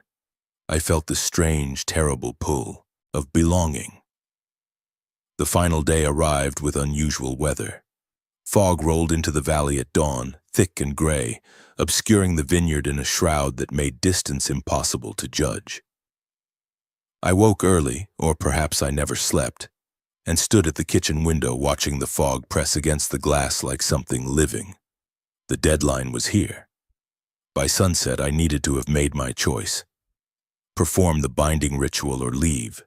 Stay or run. Accept or refuse. I'd spent the previous day in careful communion with the land, and it had changed something in me. I'd felt the peace Marcus described, the strange comfort of purpose. But I'd also felt the weight of it, the permanence, the isolation, the knowledge that accepting meant surrendering every other possible future. I made coffee and sat at the kitchen table with Marcus's journals, the rules and the instructions for the binding ritual Rosa had written out for me in careful script. At dawn on the day of binding, harvest grapes from the southern rose. Use only your hands. Press the juice into a clay vessel. Add 3 drops of your blood. Pour the mixture onto the soil at the oldest vine. Speak these words. I accept the calling. I will tend what remembers. I will keep the threshold. From this day until my last, I am the land's servant, and the land is my charge. Simple. Irreversible. I tried to imagine speaking those words, binding myself for the rest of my life spent here in this valley, following these rules, tending these vines, maintaining a threshold between past and present. No career, no family, not in the traditional sense. No freedom to simply leave, to choose a different path, to change my mind. But also purpose, connection, membership in something ancient and strange. A role that mattered in ways beyond profit or status or any of the things I'd pursued in my old life. I was still weighing these impossibilities when I heard the knock. 3 sharp raps on the front door. I checked my phone, 8:47 a.m., daylight. The rules about knocking only applied after dark. I opened the door. A man stood on the porch, mid-50s, well-dressed in a way that suggested business rather than farming. He smiled politely, extending his hand. Ethan Hale, I'm Robert Chen. I tried calling, but my calls weren't going through. His handshake was firm, professional. I'm a real estate developer out of Sacramento. I heard about your uncle's passing, and I wanted to discuss a potential purchase of the property. I stared at him, processing. A buyer, an escape route. The universe offering me an alternative at the exact moment I needed one most. I'm not sure I'm ready to sell, I said carefully. Of course, these things take time. Chen pulled out a business card. But I wanted to make an initial offer. The property is in a prime location, close enough to wine country to be valuable, remote enough for development. I'm prepared to offer significantly above market value. Enough that you'd never have to work again if you didn't want to. He named a figure that made my breath catch. Enough to solve every financial problem I'd ever had. Enough to buy freedom. I'd need some time to think about it, I managed. Naturally, but I'm only in the area today. If you're interested, I'd need a decision by this evening, preliminary agreement at least. He glanced past me into the farmhouse. Would it be all right if I walked the property, just a quick assessment? Every instinct screamed warning. The timing was too perfect, the offer too generous, and something about Chen's smile didn't quite reach his eyes. Actually, this isn't a good day, I said. Maybe you could come back. I understand you've been experiencing some unusual phenomena here, Chen interrupted, his smile unchanging. Sounds in the vineyard, voices. Your uncle had similar experiences. That's actually why I'm interested. The land has a fascinating history, quite valuable to the right buyer. I stepped, back hand tightening on the door. Who are you? I told you, Robert Chen, real estate. No. I looked at him more carefully. His clothes were expensive but wrong somehow. The cut slightly off, as if designed by someone who'd seen business attire but didn't quite understand it. His eyes were too steady, unblinking. And now that I focused, I realized I couldn't hear him breathing. What are you? The smile widened, becoming something that no longer looked human. I'm an offer, the land's final test. Will you choose freedom and money, or will you choose obligation and purpose? Chen, or whatever was wearing Chen's appearance, tilted his head at an angle that bent too far. It's a genuine offer, you understand.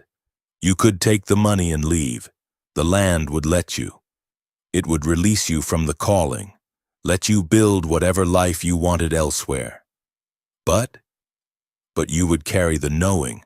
You've drunk from the southern rose. You've seen what the land preserves. That memory doesn't fade. Every day for the rest of your life, you would know you abandoned your post. You would know the threshold is weakening without a keeper. You would know eventually what happens when memory overwhelms the present. The thing that wasn't Chen leaned closer. Freedom has a price. So does responsibility. The land is letting you choose which price you're willing to pay. And if I refuse both? If I don't take the money but don't perform the ritual? Then you join the voices in the vines, neither free nor purposeful, just dissolved, part of the chorus without the dignity of having chosen it. Not Chen straightened, his form starting to blur at the edges. You have until sunset, Ethan Hale. Choose wisely. He turned and walked off the porch. I watched him disappear into the fog, his outline dissolving until I couldn't tell whether he'd walked away or simply ceased existing. I closed and locked the door, heart hammering. The land was pushing me, creating pressure, making the choice urgent. I spent the next hour pacing, thinking, trying to find some third option that didn't exist. Every path led to the same two endpoints: binding or escape, responsibility or freedom, purpose or possibility. At noon, something else happened. The phone rang. I'd had virtually no cell service since arriving, but now it rang clearly. I didn't recognize the number. Against my better judgment, I answered, "Ethan?" A woman's voice, familiar, impossible. "Mom? Honey, I've been so worried about you." My mother's voice, exactly as I remembered it, though she'd been dead for 3 years. "You haven't called? You haven't visited? Are you eating properly?" I nearly dropped the phone. Rule number 9, do not answer questions from voices you recognize but cannot see. "You're not my mother," I said, voice shaking. "Of course I am. Who else would I be?" The voice carried that particular tone of maternal concern I remembered so well. "Sweetie, I heard about the vineyard, about the inheritance. You need to leave that place. It's not safe. Your father and I, we want you to come home." "Dad's alive?" "Of course he's alive. We're both here waiting for you. Just get in your car and drive back to the city. We'll have dinner ready. Everything will be like it was before all this strangeness." Tears streamed down my face, though I couldn't have said whether they were from grief or rage or the terrible temptation of believing the lie. "You're not real. Neither of you are real." "Ethan, please, you're scaring us. Just come home." "Tell me something only my mother would know," I demanded. "Tell me what she said to me in the hospital before she died." Silence on the line. Then in a voice that no longer sounded quite like my mother, "The land is offering you a gift, a chance to undo grief. Accept the money, leave the vineyard, and in time you'll forget this ever happened. You'll forget the rules, the voices, all of it. You'll remember only that you inherited property and sold it for a profit. Your mind will heal. Your life will normalize. That's not how memory works. The land can make it work that way. It controls memory, after all. It could simply edit yours, remove the burden of knowing, let you be free in truth, not just in body." I hung up, turned off the phone, set it on the table and backed away from it as if it were venomous. The land was offering me everything: money, freedom, even the erasure of the trauma of choice. All I had to do was leave, take the gift and go. But I'd seen what was beneath the southern rose. I'd felt the weight of accumulated memory, the importance of the threshold, the necessity of the keeper's role. If I left, that burden would fall to who? The land would have to call someone else, another blood relative, another person dragged into this impossible situation, forced to choose between the same terrible options. Or the threshold would fail entirely. Memory would bleed through without restraint. The past would overwhelm the present, and I had no idea what that would mean for the valley, for the region, for anyone who came near this place. At 3 p.m., the knocking started, not on the door, on every window, every wall. A rhythmic pounding that came from all directions simultaneously, as if the farmhouse itself was surrounded by invisible hands. The fog pressed against the glass, shapes moving in it, human silhouettes that appeared and vanished, faces that formed and dissolved. Then the voices started. My father's voice calling my name. My mother's voice pleading for me to open the door. Colleagues from my old job. Friends I'd lost touch with. Every person I'd ever cared about. All of them outside, all of them begging me to let them in, to come out, to choose them over the land. I covered my ears, but the voices came through anyway. They weren't just external. They were in my head, in my memory, using my own recollections against me. This is a test, I said aloud, trying to anchor myself. This is the land pushing me toward decision. The voices grew louder, more desperate. I heard myself screaming among them, my own voice from the future or the past, impossible to tell which. Begging, crying, singing. I ran to the cellar and slammed the door behind me, descending into the cool darkness where Marcus had kept his journals and files. The voices were muffled here, distant. I could think. On the wall, I noticed something I'd missed before. A photograph framed and hanging in the shadows. I took it down and brought it to the light of my phone. It showed Samuel Hale, my great-great-grandfather, standing in the southern rows. He was old in the photo, maybe 70, his face weathered but peaceful. And he was smiling. Not the forced smile of someone enduring hardship, but genuine contentment. Behind the frame, tucked into the backing, was a piece of paper. I pulled it out, unfolded it. Samuel's handwriting, shaky with age. To my descendants who inherit this, calling, you will doubt, you will fear. The land will test you in ways that feel cruel. But know this, I chose this life freely and I would choose it again. The world beyond these vines offered me nothing that mattered. Here I found meaning. Here I became part of something that transcends individual existence. The choice is always yours. But if you choose to stay, know that you join a lineage of keepers who found purpose in the impossible. And that is a gift more valuable than any freedom. I read it 3 times. Then I folded it carefully and put it in my pocket. Above me, the pounding continued. The voices wailed and pleaded and threatened. The land was throwing everything at me, offering every temptation and every horror, pushing me to my breaking point. But I'd already broken. The moment I drank from the southern rose, the moment I saw what the land preserved, the moment I understood that this wasn't about me at all, I'd already crossed the threshold. I couldn't unknow what I knew. Couldn't unfeel what I'd felt. Couldn't abandon a responsibility I now understood was real and necessary and mine. The choice had already been made. I'd just been too afraid to acknowledge it. I climbed back upstairs. The voices stopped immediately, as if the land had been waiting for my decision and recognized it the moment I did. The fog began to thin. Through the windows I could see the vineyard emerging, rows upon rows of vines heavy with grapes waiting. I looked at the clock, 4:47 p.m. I had time. Not much, but enough. I went to the kitchen and gathered what I needed. A clay pot Marcus had left in the cupboard, a sharp knife, instructions for the ritual.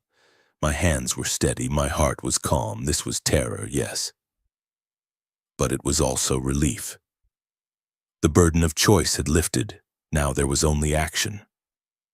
I walked out to the southern rows as the sun began its descent. The vines seemed to lean toward me, expectant.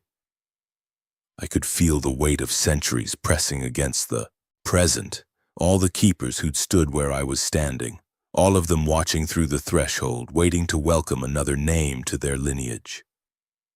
I found the oldest vine, the first one Samuel had planted, its trunk thick and gnarled and covered in those strange carved patterns. I knelt in the rust-red soil, and I began. The grapes came away from the vines easily, almost eagerly, as if they'd been waiting for this moment. I worked quickly but carefully, filling the clay pot with clusters from the oldest vines in the southern rows. The fruit was warm in my hands, the skins nearly black in the late afternoon light, and they seemed to pulse with their own rhythm. Or perhaps that was just my hammering heartbeat echoing back to me. The fog had cleared completely, leaving the sky a deep cloudless blue that would soon turn to gold, then red, then dark. I had perhaps an hour before sunset. Enough time if I didn't hesitate. I carried the filled pot back to the barn where Marcus had kept a traditional grape press, a wooden device that looked ancient, its surfaces stained dark from decades of use. I loaded the grapes and began to press, using my hands as the instructions specified. The juice ran dark as ink, collecting in a basin below. The smell was overwhelming, not just fermentation, but something older. Earth after rain, autumn leaves, the metallic tang of soil rich in iron. And underneath it all, something I couldn't name, something that smelled the way old photographs look. When I'd extracted enough juice to fill the clay pot halfway, I stopped. My hands were stained purple-black and they tingled strangely as if the juice was slightly electric. I carried the pot back to the southern rose, to the oldest vine, and knelt in the soil before it. The knife was sharp. I didn't let myself think too much about what came next. I drew the blade across my left palm. The pain was bright and immediate, but I held my hand steady over the pot, watching 3 drops of blood fall into the dark juice. They swirled and mixed, and for a moment I thought I saw patterns in the liquid, faces maybe, or symbols, or something between the two. Then I began to pour. The mixture sank into the rust-red soil, absorbed instantly as if the earth was desperately thirsty.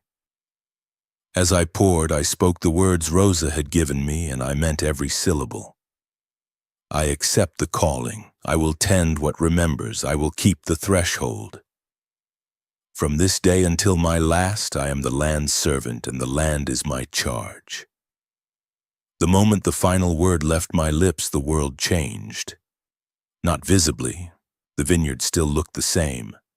The sun still hung in the same position. The vines still stood in their perfect rows. But everything felt different, heavier, more present, as if reality had gained an extra dimension I'd been previously unable to perceive. I could feel the land now, not as metaphor but as actual sensation. It pressed against my awareness like a second consciousness, vast and patient and immensely old. It knew me. It had always known me, had been waiting for me since the moment of my birth, perhaps longer, tracking the bloodline that led from Samuel Hale through the generations to me. And now, we were bound. I stood on shaking legs, the empty pot falling from my hands. The cut on my palm had already stopped bleeding, sealed by something that wasn't quite healing. The edges of the wound had simply closed, as if my body now followed different rules. The sun touched the horizon, spilling red-gold light across the valley. The vines cast long shadows that stretched toward me like reaching hands. Then the singing started. But this time it wasn't frightening. This time I could understand it, not the words, because there weren't words, but the meaning beneath them. Welcome, recognition, relief. The chorus of voices that had terrified me for weeks now felt like greeting, like the land and all its accumulated memory acknowledging their new keeper. I heard Marcus in that chorus, clear and distinct, his voice carrying pride and approval and something like love. I heard Samuel Hale, heard my grandfather who'd tried to flee but had still loved this place in his own complicated way. Heard dozens of others, the whole lineage of keepers stretching back to the very first person who'd recognized the threshold and chosen to maintain it. And I understood. They weren't trapped. They weren't prisoners. They were part of the land's continuity, their consciousnesses preserved the way the land preserved all memory. They still existed in a way, still tended, still kept the threshold even in death. One day I would join them. My voice would be added to the chorus. My memory would be woven into the vineyard. and I would continue the work I'd just sworn to uphold. The thought should have terrified me. Instead, it brought strange comfort. I wouldn't simply end. I would continue, transformed but present, part of something that transcended individual mortality. But that was distant, theoretical. What mattered now was the immediate reality. I was the keeper. The land was my responsibility, and I had work to do. I walked back to the farmhouse as darkness fell, following the 7:40 p.m. lock-up rule from habit that was already becoming instinct. But when I reached the porch, I found someone waiting. Not Chen stood there again, but his form was unstable now, flickering between human appearance and something else. Something made of vine and shadow and old soil. He smiled his too wide smile. "You chose," he said, not a question. "I chose." The land is pleased, but pleased is not the same as satisfied. He gestured toward the southern rows. "You've bound yourself, yes, but the threshold is still weak. Too many years of Marcus's failing health, too many months without a keeper. The boundary has thinned dangerously. Memory is pressing through too strongly. What do I need to do? Reinforce it, pour your attention into the land, tend it as it hasn't been tended in years. And most importantly," he stepped closer and I could smell earth and decay on him. "Refuse the land when it offers you what you want most." "I don't understand." "You will. Soon. The land tests all new keepers the same way. It offers a gift. Something precious, something you've lost or never had. If you accept, the threshold collapses. If you refuse, it stabilizes." Not Chen's form began to dissolve. Marcus was offered his wife, returned from death. He refused. Samuel was offered wealth beyond measure. He refused. You will be offered something too. And you must refuse no matter how much you want to accept. What will I be offered? But he was gone, dispersed into the twilight like smoke. I locked the doors and windows, hands moving automatically through the routine. Inside, the farmhouse felt different, more like home. The kitchen light burned steadily, and I realized I could feel it, could sense its warmth not just physically but through that new connection to the land. The light was a beacon holding back the threshold's overflow, maintaining a space of present time stability. I spent the evening reading Marcus's journals again, but now I could read between the lines, understanding the coded references to experiences he couldn't quite articulate. He'd been exactly where I was now, newly bound, terrified, uncertain. But he'd survived, thrived even. I could do the same. At midnight, I woke to a sound I hadn't heard before. A child crying. It came from outside, from the vineyard, clear and heartbreaking, a young boy sobbing as if lost and alone. Every parental instinct I didn't know I had urged me to go find the child, help them, bring them to safety. But I stayed in bed, hands clenched in the sheets, remembering the rules. Remembering that the vineyard tested, that nothing was as it seemed after dark.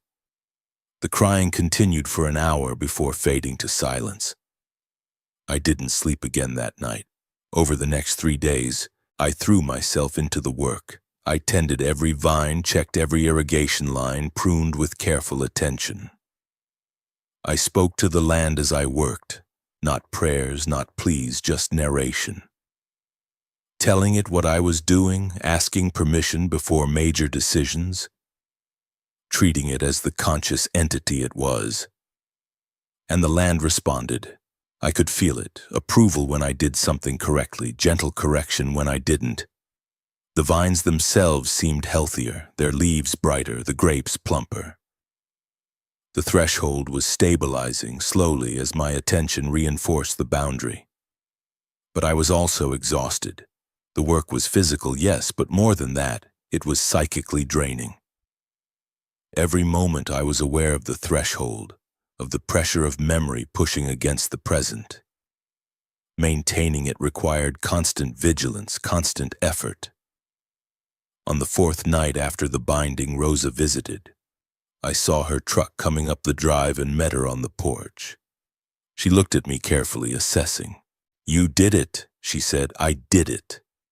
"How do you feel?" I had to think about that. Terrified, exhausted, but also, right, like I'm finally where I'm supposed to be. She nodded, satisfied. "That's good.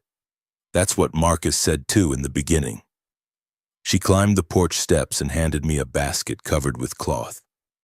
"I brought you food. You need to eat properly. The land requires a healthy keeper, not a martyr."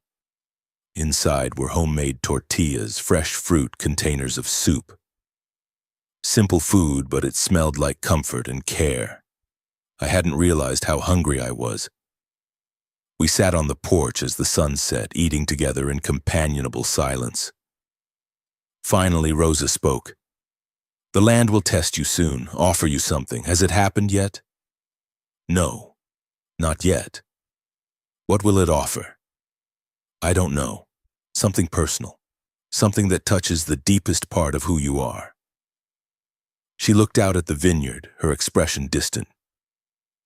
"My father was offered my mother who died when I was young. The land made her appear exactly as he remembered, offering to bring her back fully if he'd just harvest the southern rose and make wine from them. He refused. It nearly broke him, but he refused. What happens if someone accepts? The threshold collapses. Memory overwhelms present. The land and everything on it exists in all time simultaneously. Past, present, future, all overlapping. Anyone trapped in that collapse doesn't just die. They're distributed across time, existing in every moment at once, conscious but unable to act. It's the worst fate the land can inflict." I set down my food, appetite gone. "And it will offer me something like that?" "Yes. Soon, I think. The land is stronger now that you've bound yourself, which means it can manifest more powerfully. Be ready, and be strong." She stood to leave. "Remember, the land doesn't offer false gifts.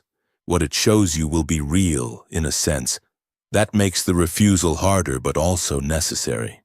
After she left, I sat on the porch until full dark, wondering what the land would offer me. What had I lost that I wanted back? What did I yearn for deeply enough that the land could use it against me? I didn't have to wonder long. That night at exactly 3 a.m., I woke to voices in the kitchen. Conversation, laughter, the sound of family. I got up slowly, heart racing, and walked to the kitchen doorway. Then stopped, frozen. My parents sat at the table, both of them exactly as I remembered.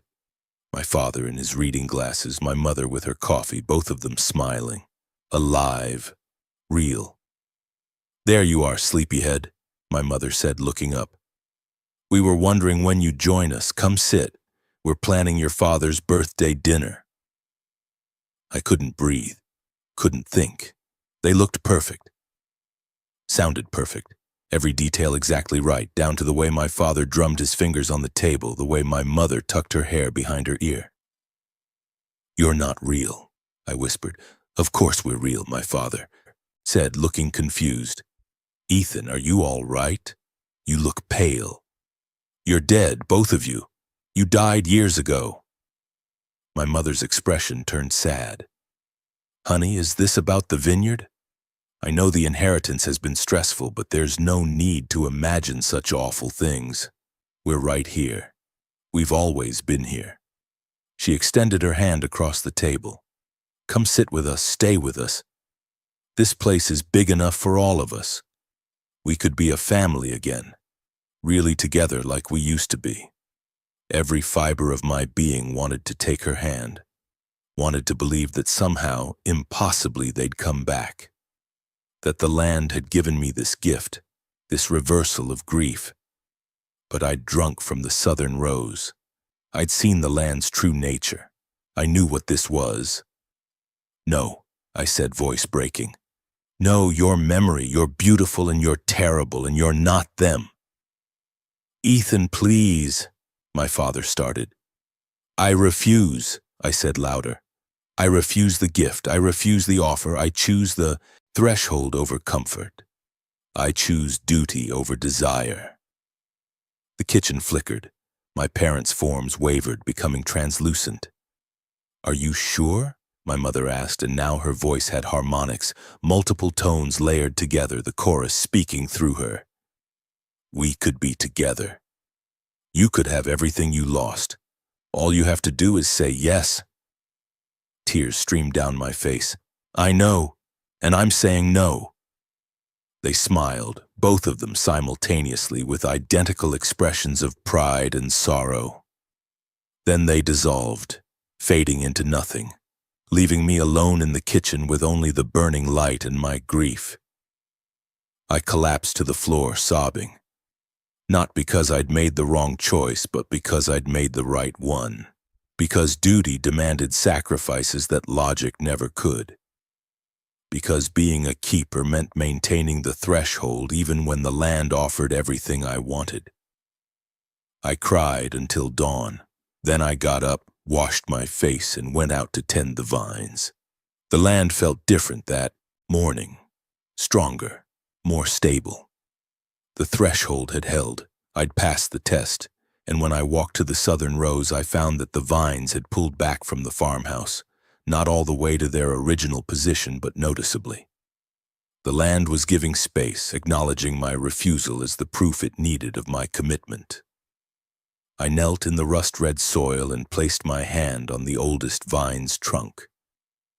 The carved patterns felt warm under my palm. Thank you, I whispered. To the land, to the memory of my parents, to Marcus and Samuel and all the keepers before me. Thank you for the offer, and thank you for accepting my refusal. The wind moved through the vines in response, carrying the faintest echo of singing. I was the keeper. This was my life now, and I would tend what remembered no matter the cost. 6 months have passed since the binding. I'm writing this at the kitchen table. The same table where I first read the rules, where I laughed at my uncle's paranoia, where I saw my parents for the last time in whatever form the land chose to give them. The rules list has grown. I add to it regularly now, documenting new patterns I've discovered, new boundaries I've learned to maintain. The current version has 23 entries. I keep it in a waterproof envelope exactly as Marcus did, ready for whoever comes after me. Because someone will come after me. That's the nature of the calling. One day, decades from now, if I'm fortunate, the land will take me gently the way it took Marcus. My consciousness will join the chorus in the vines, and the land will call another blood relative to continue the work. I hope they adapt more quickly than I did. I hope they don't fight as hard against the inevitable. Life has settled into rhythms I couldn't have imagined during my old existence in San Francisco. I wake at dawn and tend the vines until noon. In the afternoon, I maintain the equipment, update records, perform the small rituals that keep the threshold stable. At 7:40 p.m., I lock every door and window. At night, I listen to the singing. Sometimes fearful, sometimes comforted, always awed by the weight of memory pressing against the present. The vineyard thrives. The grapes are the finest anyone in the valley has ever seen, though I don't harvest them for sale. That's not what the land needs from me. It needs attention, maintenance, acknowledgement. The grapes themselves are secondary. They're memory made manifest, crystallized time, not meant for commerce. But I do make wine sometimes. From the northern rows, the youngest vines following every rule carefully. I drink it on special occasions. Marcus's birthday, Samuel's birthday, my own. The wine tastes like continuity, like lineage, like belonging to something that transcends individual existence. Rosa visits monthly. She's teaching me things Marcus never wrote down. How to read the vine's health by the direction their shadows fall. How to sense when the threshold is weakening before visible signs appear. How to reinforce the boundary through specific patterns of cultivation. She's old now, increasingly frail, but her knowledge is bottomless. I document everything she tells me, adding it to the archive for the next keeper. "You're doing well," she told me last week. "Better than Marcus did at this stage. You've accepted what you are instead of fighting it." "I still fight it sometimes," I admitted. "There are days I want to leave, days I resent being trapped here." "That's natural. Even Samuel had those days, but you stay anyway. That's what matters. Not the absence of doubt, but the presence of commitment despite doubt." She's right, of course, but the commitment costs more than I expected. I haven't spoken to another human being besides Rosa in 3 months. The isolation is profound, deeper than loneliness, more absolute than mere solitude. I exist in a pocket of strangeness that no one else can enter, maintaining a boundary that no one else can perceive. Sometimes I talk to the land, tell it about my day, my thoughts, my fears. It doesn't respond in words, but I can feel its attention, vast and patient, like speaking to the ocean.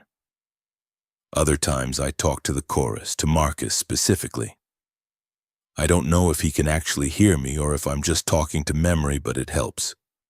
The vineyard has changed me physically. Subtly but noticeably. My hands are always faintly stained purple no matter how much I wash them. My eyes have developed flecks of deep red like wine viewed through light. I heal faster than I should. Cuts close within hours, bruises fade in days. Rosa says it's the land's way of maintaining its investment, keeping its keeper healthy and functional. But the deeper changes are psychological.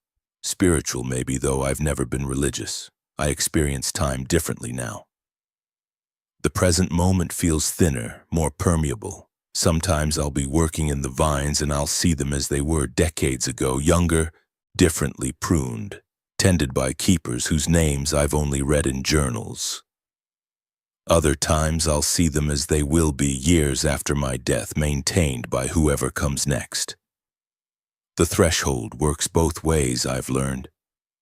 It's not just holding back the past from overwhelming the present. It's also protecting the present from being erased by the future. Time here is a negotiation, not a constant, and I'm the mediator. This understanding came with a price. I don't sleep well anymore. Can't really.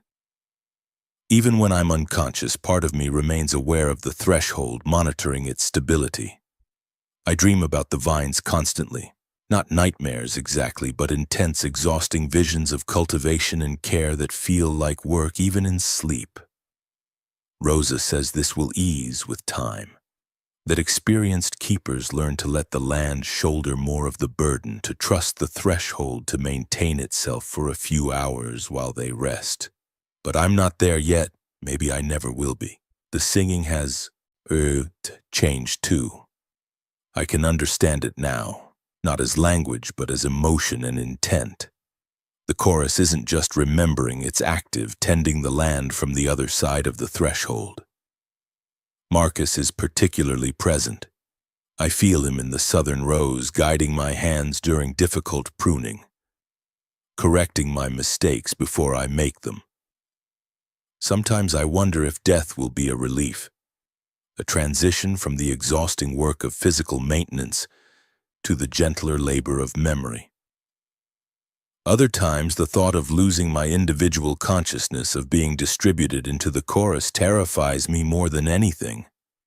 But that's distant, theoretical. What matters is now. Today I added a new rule to the list. If you see yourself working in the vines, do not approach. You are witnessing temporal overlap. Continue your current task and the vision will fade. This happened 3 days ago. I was pruning the eastern section when I looked up and saw myself, another me, slightly older, working 2 rows over. We made eye contact. The other me nodded, then faded like fog in sunlight. Rosa explained that the threshold is strengthening, that my presence is reinforcing it so effectively that time itself is becoming more fluid on the property. "This is good," she said. "It means you're succeeding, but it also means you need to be more careful. The rules exist to protect you from paradoxes your mind can't process. So I added the rule, dated it, and filed it with the others. The envelope is getting thick. Last week, someone came to the property, a woman in her 30s driving a rental car looking lost. She knocked on the door at 3 p.m. Well, within safe hours. "I'm looking for the Hale Vineyard," she said when I answered.